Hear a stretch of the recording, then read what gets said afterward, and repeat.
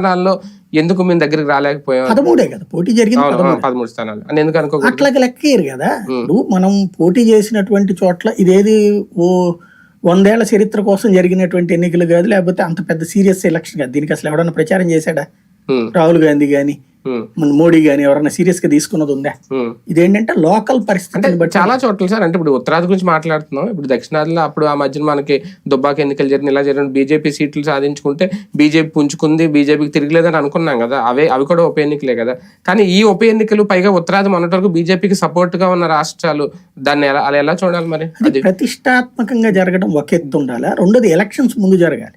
ఇప్పుడు ఇది ఎలక్షన్స్ ముందు సంబంధం కాదు, అది నిన్న జరిగిన ఎలక్షన్స్ లో మిస్ అయినటువంటి సీట్లు. కాబట్టి దీన్ని కౌంట్ చేయలేం.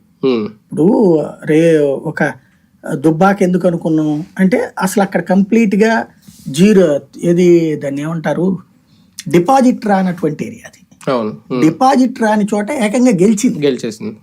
ఇక్కడ అట్లాగేం జరగలేదు కదా. ఇప్పుడు ఇక్కడ అట్లా జరగలేదు కదా. ఒకటో స్థానం రెండో స్థానమే కదా.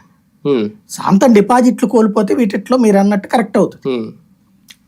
ఇప్పుడు ఈటెల రాజేందర్ది అయినా అదైనా సరే, అక్కడేంటి ఈటెల రాజేందర్ది ఆత్మగౌరవం అని రిజైన్ చేసి వచ్చాడు. అట్లాంటివి కాదు, ఇది ఒక క్యాజువల్ ఎలక్షన్. ఇది క్యాజువల్ ఎలక్షన్ లో నష్టపోయింది ఖచ్చితంగా, బీజేపీ నష్టపోలేదంటారు.